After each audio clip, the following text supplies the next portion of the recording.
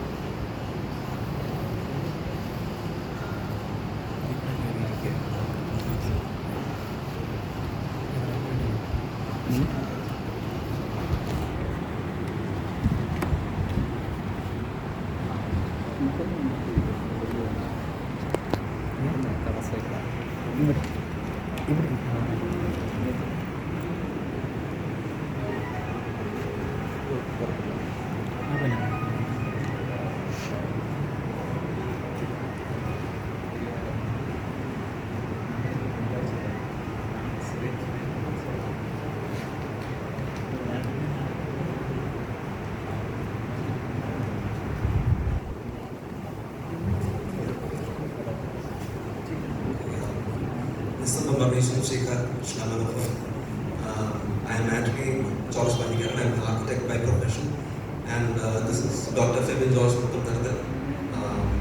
So we have been doing this study for more than 3.5 years. So this is a great opportunity to finally present it to you all. So our study was basically on Syriac architecture and more focused on specifically on the Syriac architecture in Malabar, which was prior to the arrival of the Portuguese. The basic stance would be the words of Placido Purupara. We are Hindus by birth, Christians in faith, and Oriental in worship. So clearly, by Hindus, we are Indians. We are fully Indians by birth and in culture, but we are Oriental in worship and in faith. So with that, we'll start the presentation.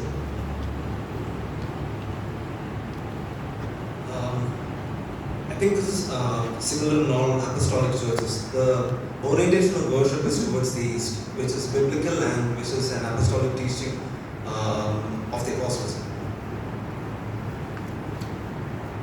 We'll just skip all that. So what we have done is, generally, when defining the spatial structure of the church is divided into 3 spaces: the Madbaha, the Haikala, and the guest home. But what we have done is we have taken a different approach because it would be much easier to explain the spaces in our way. So what we did was we separated the spaces into the concave, the Haikala and Bema. This is this space. And then the base Mamolis and base Muslims. And then the exterior of the church, which is crucial when considering the fact that this was the church in Malabar in an Indian context.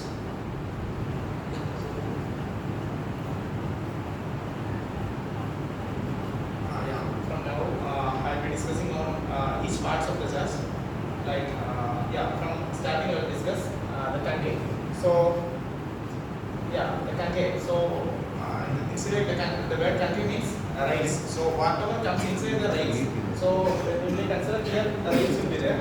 So whatever comes inside the rails or the holy of holies, it is called concave. So it can be even called as the courtyard of the Madonna or courtyard of the holies. And so all the Madbaha means the altar, everything will be there in the concave. So it will be in the eastern side, easternmost part of the church. It consists of concave. So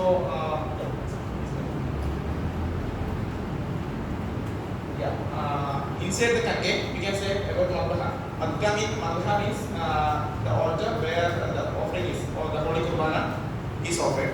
So when we say about Madbaha, there are various parts of Madbaha to be explained. And this is the eastern wall of the church. And on the eastern wall, we will be having one sliva, that will be the resurrected block. So according to our East Syriac or Oriental theology, we use only empty syllabus. So these are like instead of going into each slides, I will be explaining here itself, because this presentation is so lengthy and I cannot finish it in the given time. So I will be explaining here itself. So yeah. So coming to what I said is the sleva. So it will be the Marthoma sleva, which was commonly used in Malabar. Not only Marthoma sleva, other slevas also were used in the Malabar church. And coming to the symbol, symbol that is given as a passage of light for a practical use. It is given placed there. Even the church needs light during the service. And coming to the proper madbaha or the table of the madbaha. So on the both sides we will be having matsanisa. So matsanisa or matsana, it was there in the East Syriac liturgy. But even from the time of Nasai, from the 4th century, we have evidences that matsanisa was used in Church of East. But even in the 19th century, from the writings of Father Master Pudibara, matsanisa was used in Malabar Church also. But we cannot find any evidence of use the matsanisa used in the present church. But recently, like 2 years back, Syro Malabar Church has restarted the use of matsanisa. So matsanisa symbolizes the angels, the throwaway angels, so the cherubims who are present at the madbaha during the Holy Quran. And from this side we start from the right side. So this is the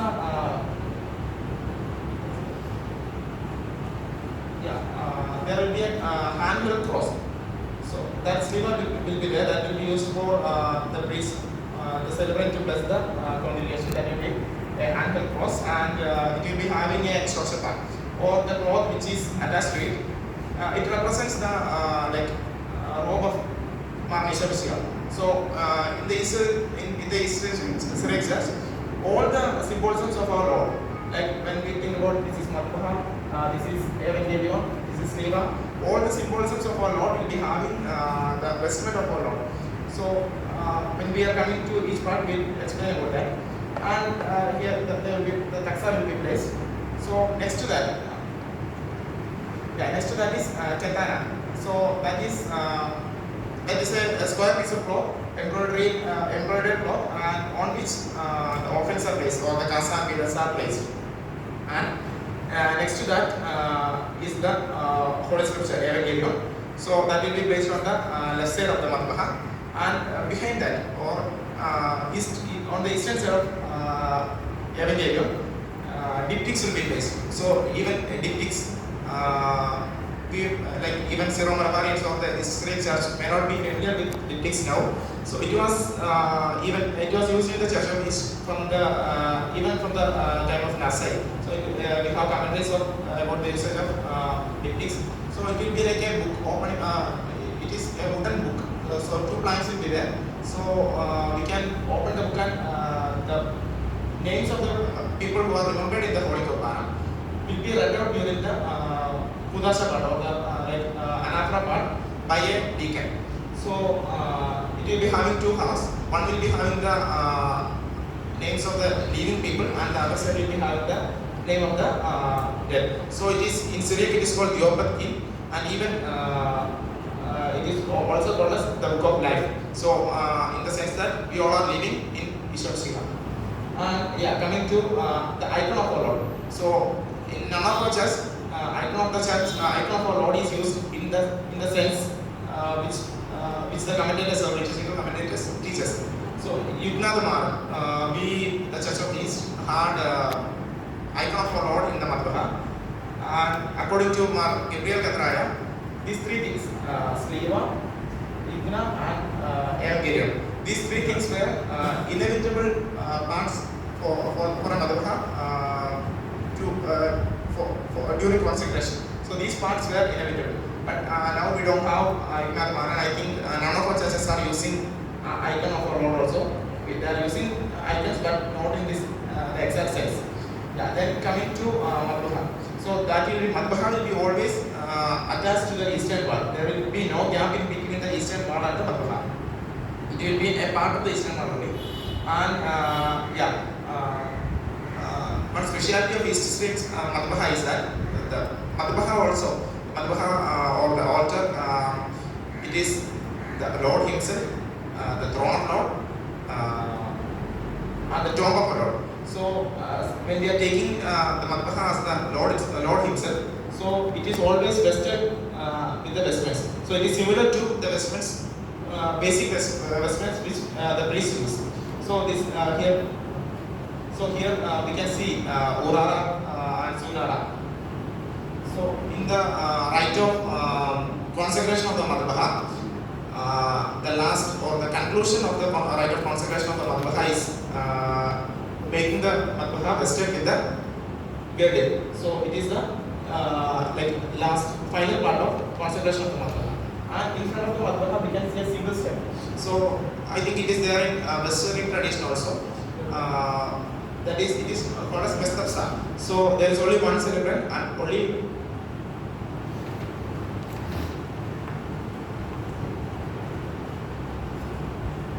there is only one celebrant, and the celebrant will be standing on the Mestapsa during the anaphora part.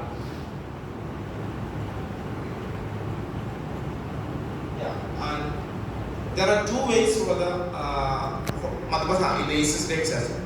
One is the inner veil and the outer veil, Gavaita Vela and Garaita Vela. So the inner veil, which will be used, which will be both veils will be closed always. When the liturgy is celebrated, only it will be kept open.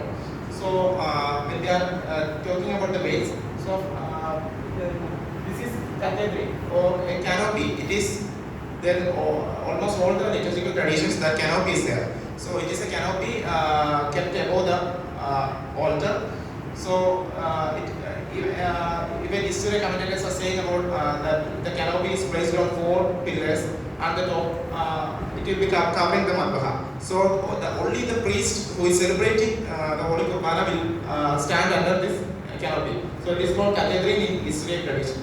And that is the first image is the cathedral or the Latin canopy in the St. Peter's Basilica.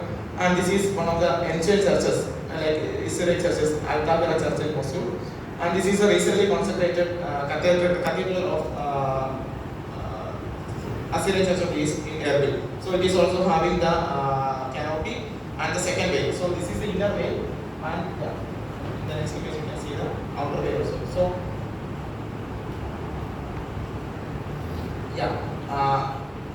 so inside the inner veil, only the celebrant will be, or the celebrant will be standing inside the inner veil, and the outer veil is that what we are using in presently. So it is the outer veil which can inside which like whatever comes inside the outer veil is called as concave.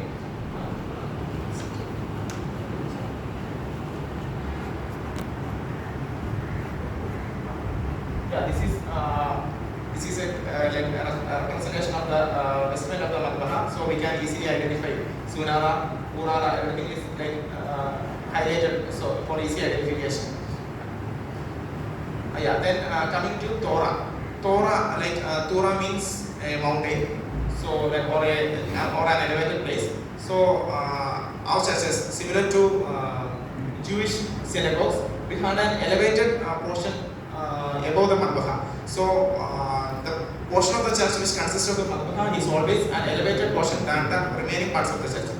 So even Portuguese missionaries had documented that our churches had this Torah, and inside Torah we used to bake breads for the Holy Kurbana. So this is from the church in Changanasheri, and the small church in Changanasheri. In that there was an arrangement for baking the bread for Holy Kurbana, and this was the room where Mar Gabriel, the Nestorian bishop, he used to live. This Torah was also serving as a residing place for the parish priest to live. So this will be above the Madbaha, the room above the Madbaha. And this is Bes Gaza. So on the both sides of the Madbaha there will be Bes Gaza. Bes Gaza means the house of treasures. So on we have on the both sides we have Bes Gazas, So on the southern side of the Madbaha or altar, we have one vessel that is holding wine, the chalice, and water for which are then taken to the Madbaha. And the northern side, it is holding the bread and the pancake for Holy Kurbana. Yeah, and these are the entrances from the Madbaha to both sides. So on the left side, we'll be having base structure, means like base diagon. So that will be the place for the deacons and the priests, and by preparing for the Holy Kurbana, they will be there only. And this is from to the right side, it is base Mamodisa. So base Mamodisa means the house of Mamodisa, where baptistry, where people are getting baptized. And on the way to base Mamodisa, there is one wall. So inside actually the holy oil is kept. So the use of that is what is that? While the priest is going to the baptistry for giving holy baptism, he will go from the Madbaha and go into the baptistry. And on the way he will take holy oils from this box. And this is a hanging lamp in the Madbaha. So when we go through the ordination rites, Herbadiakona or the subdeacon, once he is ordained to the subdeaconate or Herbadiakonisa, he will be made to stand under the hanging lamp. So this will be always, this is a perpetual lamp which will be always lighting. And the Herbadiakonisa or subdeacon is allowed only to go until the hanging lamp of the church. And it is also inside the canke, hanging from the top. And coming to Theopathy, I already had discussed. This is a book. And these are the railings in the church. So this is the Madbaha. This is the eastern wall, and this is the outer veil of the church. And this is the Kestroma, the part of Kestroma. So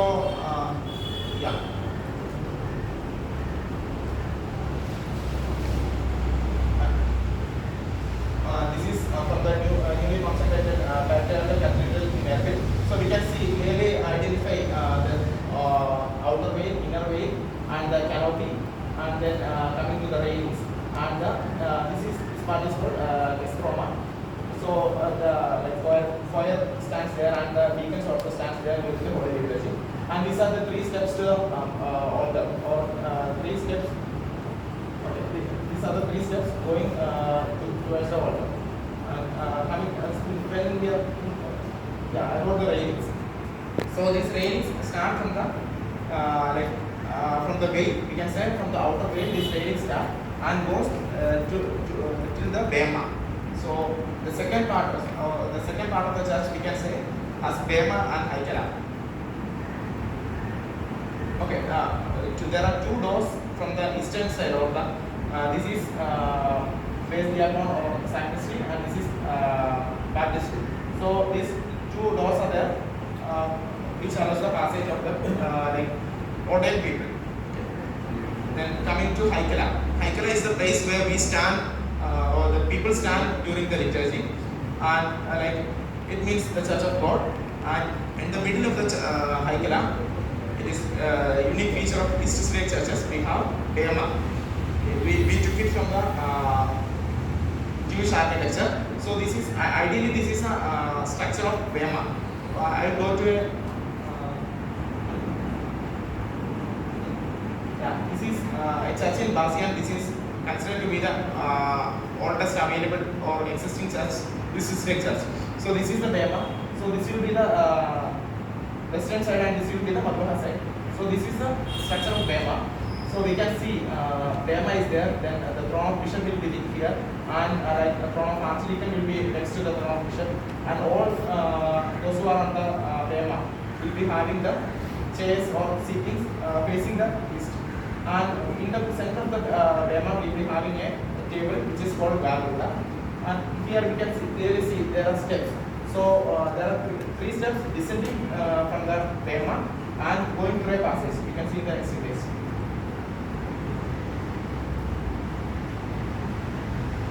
Yeah. So this is the Bema. So while we are looking into the eastern direction, we can see. Okay. This is the throne of bishop, throne of archdeacon, and throne of other presbyters. And yeah, this is the eastern side. So this is a horseshoe-shaped structure. This Bema is a horseshoe-shaped structure, and in the center of Bema there will be a table. So liturgical commentators call it as Gabulta or the minor altar. So there will be a sleva and a gospel on the Gabulta, and two stands will be there. One for the New Testament readings and one for the Old Testament readings. Yeah, these are the two.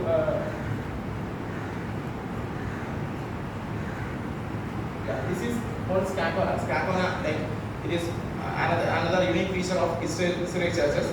It is a passage which leads from the towards the Madbaha from the Bema. So from the Bema towards the east, there will be 2 steps going down, and then it will be 1 step elevated from the Haikala, and then going to the Madbaha. So again from here we will go down. 2 steps will be leading down, descending into there, and here after the narrow passage it will be again ascending into the Madbaha. So that also is covered by rails. So whatever is starting from here, so this will be the rails. From is covering the Bema and the Castroma, and even here in the Scapana. And coming to the openings of the doors into the Bema, there are 3 doors into the Bema. So one will be clearly shown here.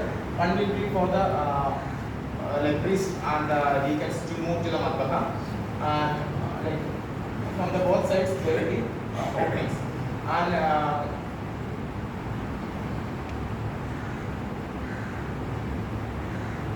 okay, what's happening? Yeah, and this is Beis Sahade. Beis Sahade means house of martyrs. So this is a place where relics of the saints are kept. So yeah, we can historically, when we check about the structure of Eastern Greek churches, we can locate this Beis Sahade at different places. It can be even outside the Beis Shamshana, like in the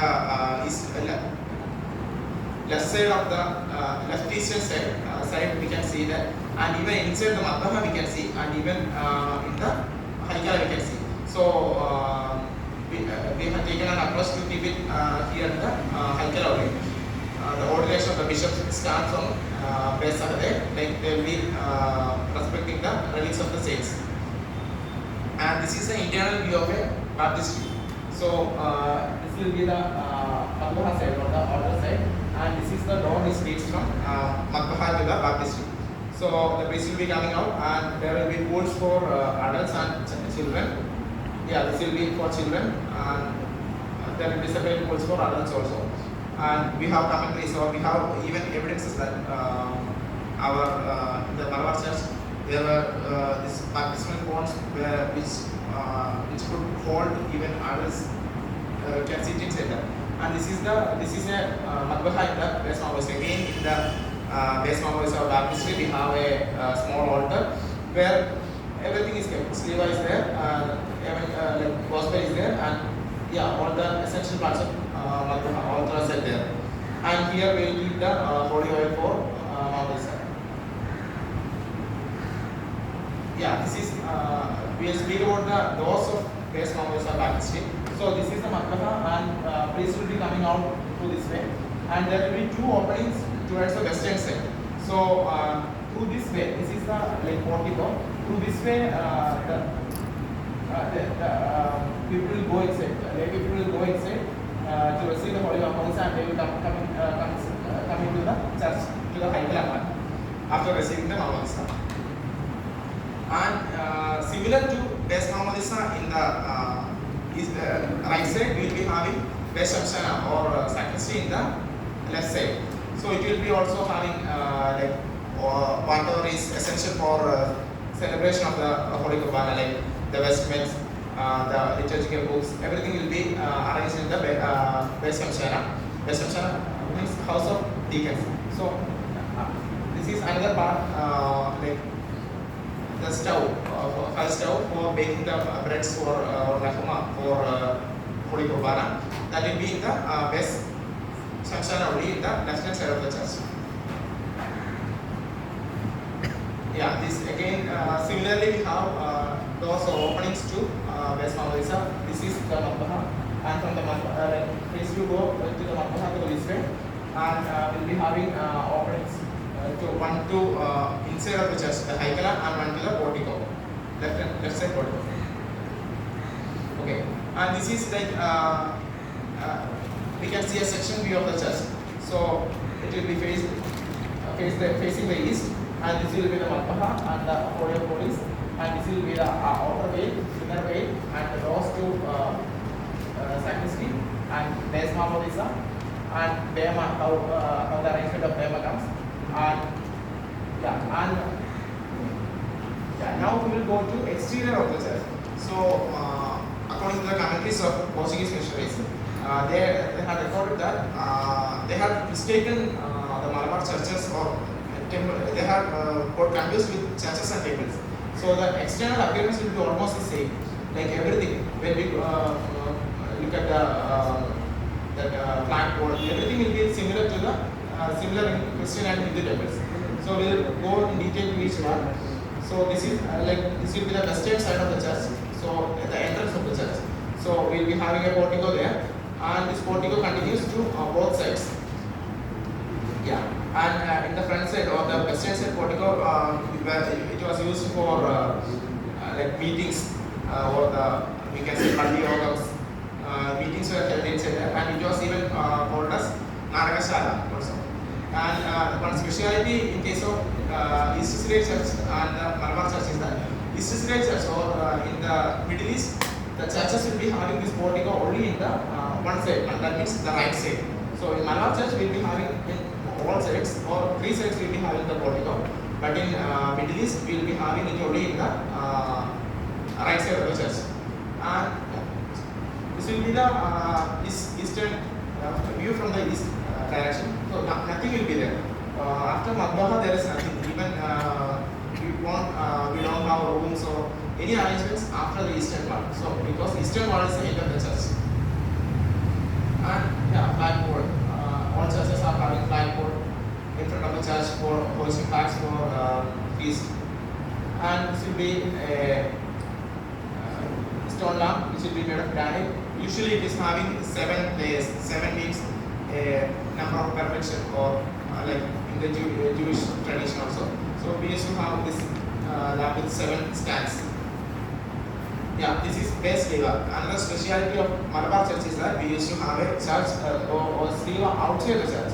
So that will be probably we will be having a big granite cross outside the church like this one. And even this was another model which was prevailing in the Malabar churches, but very few are existing now. We have arrangements for lighting the lamps, oil lamps inside that. Like there are various interpretations given to this structure. Like at the bottom there is four sides we can see, and four sides, 4 gospels or 4 directions we can say, and above that it is 8. Then again in between it is divided into 12, so like 12 disciples of Yeshua, and then above this we can see 7 crosses surrounding the top cross. So that is the 7 churches started by Thomas Lina and all. Yeah, tree. Almost all ancient churches had a tree which was considered holy and preserved in the premises. So this is it is even existing in the Hindu culture also. We took it from a Dravidian culture, the trees, and the trees used to have like boundary walls made for it. And another speciality is that the ponds associated with churches. So these ponds were used for baptism, and this is probably the almost ancient pond in Malabar, related to Malabar church from the British era, and it is under renovation.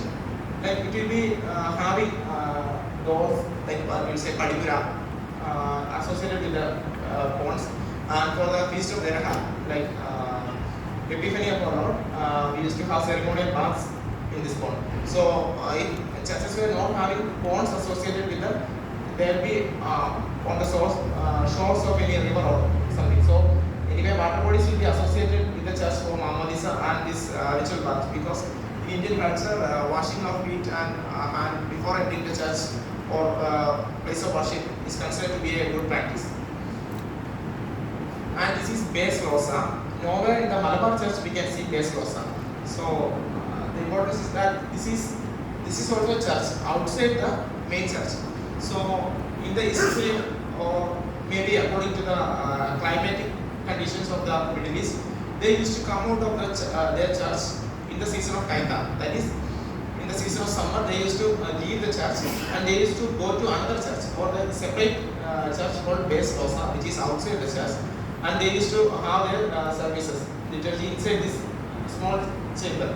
So it is evident in the liturgy of Holy Week. So we can see the Holy Week liturgy, the Hosanna or the Palm Sunday procession start from portico or this base glossa. So that it always this base glossa is outside the church in the right side only. And church compound wall, it is one of the like speciality or from the Dravidian architecture or Dravidian factor which we adopted into our churches. Churches and temples were having huge fort walls. Like it will be taller than some 10 feet or, and it will be very huge. Nobody can play with them. Fort walls, they are even called as fort walls and elephant walls, because this structure looks like the belly of an elephant, or even this looks like an elephant. So this is not existing now. This is from the Corabellian church, the fort wall. It looks like the kind of elephant. So that was called as elephant wall also. Yeah, this is a residing house for the priest and all. And yeah, cemeteries. So prior to arrival of the Portuguese people or Portuguese missionaries, we used to we didn't have cemeteries. So people live near to the churches were buried on the courtyard of the church in the north, west and eastern directions. Not in the except from the east, all other directions were used for burials in the church premises only. And also lived out away from the churches. They used to bury their people in their own lands. They didn't took them to the churches. Now it is almost about the church structure, and now in the last part we are discussing about the various parts or various objects used in the church. So this is chalice. So the basic things, chalice and paten, which will be used for Holy Qurbana. And another feature of our Malabar tradition is that when a lady dies, so the tali, this is called tali. So that will be worn on the neck of on a necklace by the husband and by the wife, and after when the lady passes away, this is given as an offering to the church, and this was used to plate this casa. So that was one of the holy traditions of our church. And yeah, paten. We used to have big panels because we used to bake breads, and also panels will be bigger in size. And kabelana, it was used to, it is a cloth used to cover this chalice and paten during the holy liturgy. And shoshapa, it is a cloth which is having multiple symbolisms. Like all, it is a part of vestment of Jesus Christ. It is a part of it is a tombstone which was kept over the tomb of our Lord. Yeah, it is used in Holy Qurbana to cover the chalice and paten during the Holy Qurbana, and for the service for the dead departed, it will be laid in the haikala or in the church. And it is even used to cover the face of the departed one. So it is common in not just in East Syriac tradition. It is there in Jewish tradition also.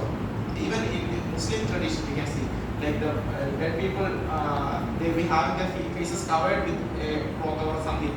So So they are not allowed to see the sky again until, as per our Christian tradition, they'll see the sky only in the final coming of our Lord. And this is Darba, or we can say a miniature Madhava, miniature altar that will be made of wood. In Syriac tradition, it is always made of wood, and in Latin tradition, it is stone. So it will be the rite of consecration of this Darba or Tabaleta or tablet. It is similar to consecration of the Madhava only. So it will be having, it is made of fruit-bearing, fruit from the fruit-bearing trees, which is not having any damages, and it is kept in the center of the Madhava. So it is used in places where there is no permanent altar set. Like it can be called as a movable altar. And the beneath or the below portion of this will be signed by the metropolitan or the bishop who consecrated this Darba. And it is about the Darba, the Holy Kurbana is celebrated. And possession Syro. So when we speak about crosses in the Madhava, crosses used in the Madhava. So we can see various crosses. One is there in the eastern wall, one is a handheld cross of the bishop or the celebrant, and one is another possessional cross. So this is from a possession outside the liturgy. So three sleeve crosses are there inside the Madhava during Holy Kurbana.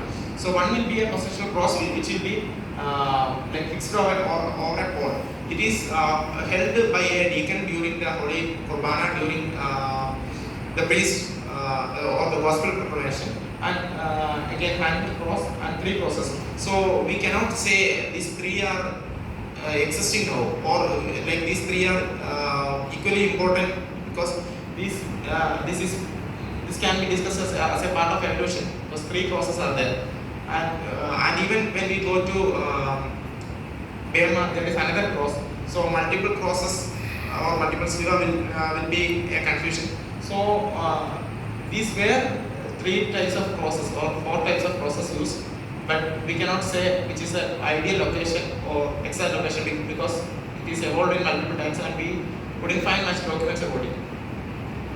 Yeah, and the spoon or which is used for giving the Holy Bread to believers during the Holy Kurbana, and the seals for baking bread.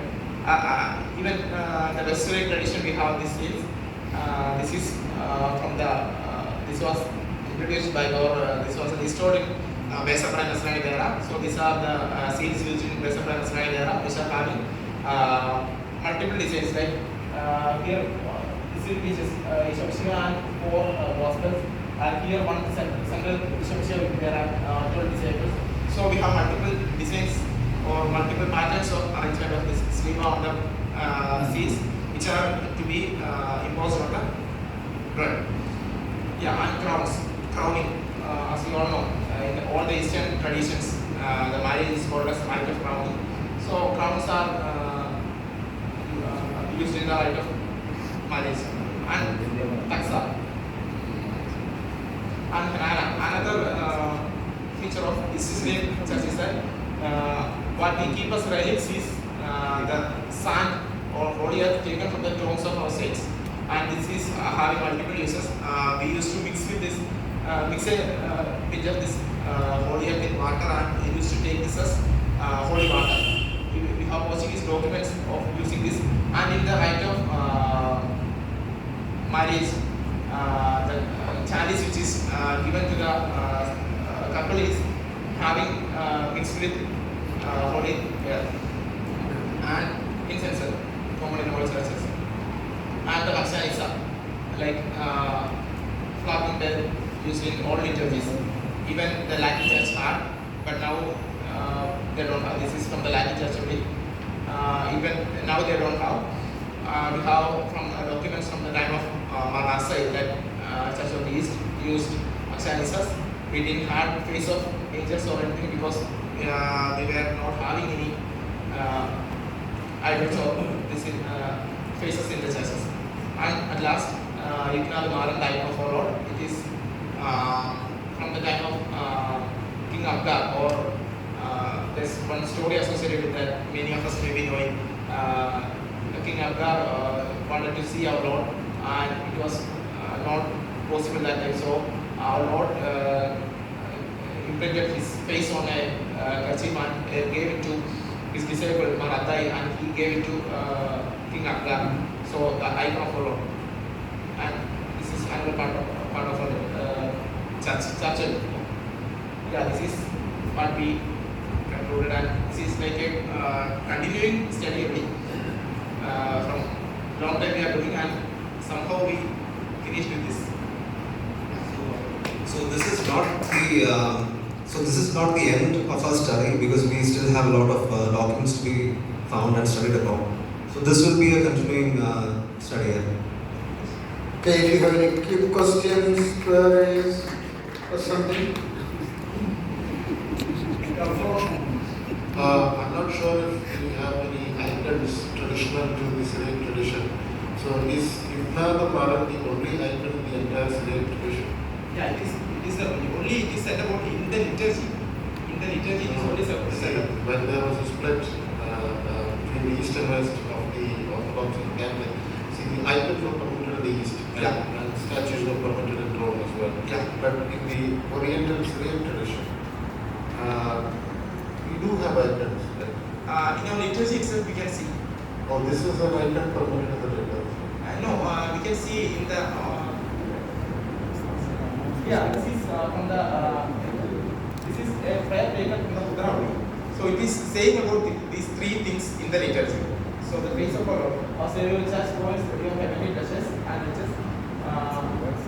The great book of your gospel, the reverent tree of your Syro, and the beautiful form of your humanity. That is face of our Lord. And even from the commentaries of Gabriel Takrai, we can see icons were used in Church of Peace. Thank you very much for this fascinating presentation. I would have two short questions. First, what was the function, the original function of the Torah, this upper part of the sanctuary? When we divide the church into three, so it will, the Torah will be the part above the Madbaha. So it will be always like higher or elevated than the other thing. So to denote that this was important or higher than the earthly places. Even the Madbaha is the heaven, representation of heaven. So it is always kept elevated. We have the Garbha, which is the sanctum of the temple. So the highest roof of the temple would be the Garbha. So this would be an adaptation of both east and west. Yeah, because you told that in ancient times they did the bread on the Yeah. Okay. We have documented commentaries. Yes. And they, And my second question is, what is the name and the function of the portico on outside of the church? Because is it something coming from the Malabar, from the Greek campus? It is, we can say it is like a cultural adaptation, but it is there in liturgy also. Yes. Yeah, because for the rite of Mahamodisa or baptism, the candidate will stand in the portico only. Then only he will be called into the church by the priest. And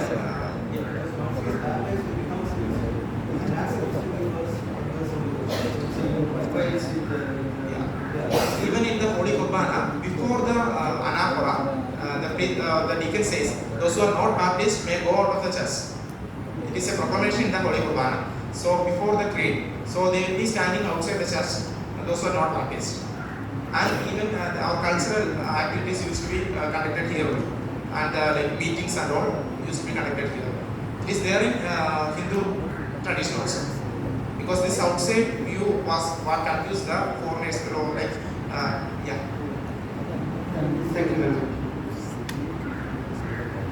In your 50 slide number 55, you just go to 55. Can you just show that where this Tukvadak is located? It is not in the Haikala. Let us not in the Haikala. Next to the cave, the Delhi. And then there's the specific Tukvadak and the Kami. You are told that a Hirupudukana can go. that is in the Madbaha. That is in the Madbaha. Yeah, it is not here in this image. This is that.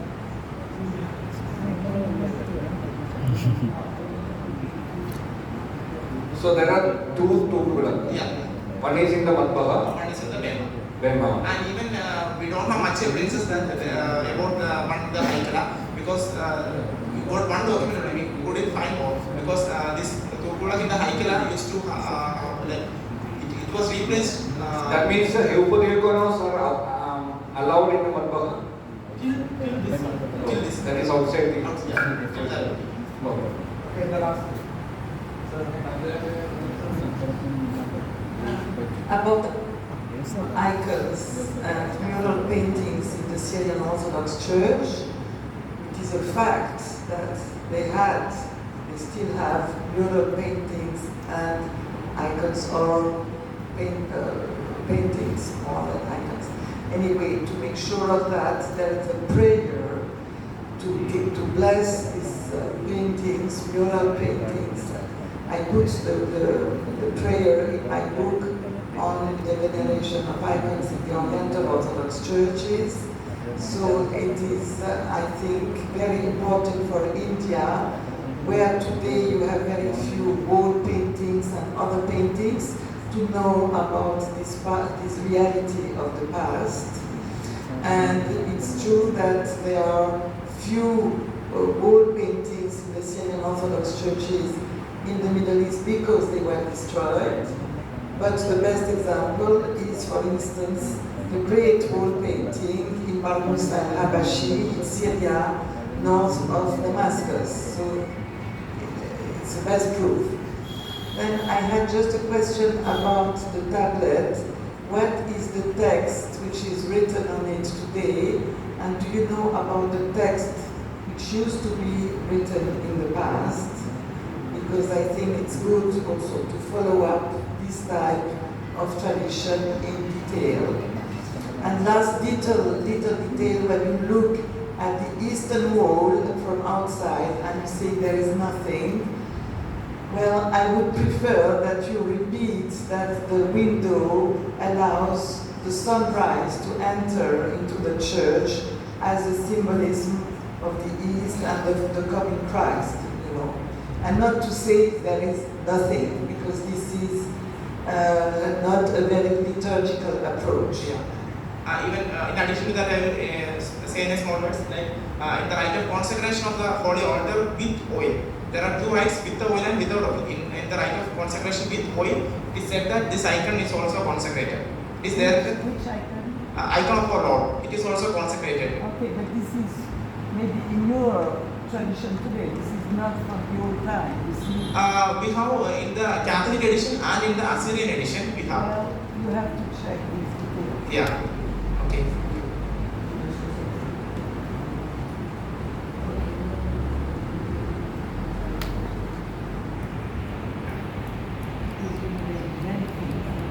You have mentioned that in the premise of the church there is a tree. Yeah. Is there any prescription that this particular tree or that?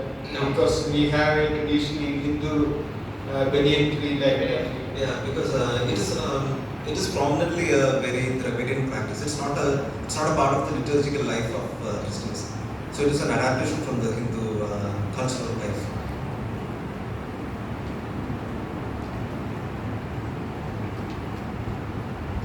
Thank you. Can you give us actual example of churches in Kerala which has a prosoma of people in the sculpture? There are lots of churches with Bema. We can say almost 80% we can say. We cannot say in the exact middle of the Haikala we have Bema.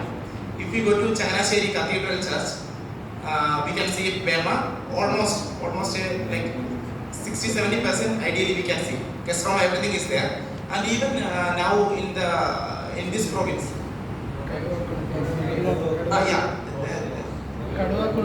Yeah. Next day we are going having the visit there. There are many churches. Not exactly 100% we cannot see because nobody is having that. Tomorrow we are going to Nasrani Vera. There is Bema at the center. At the center of the church we have the Bema. Not ideal, like exact everything is not there, but Bema is there.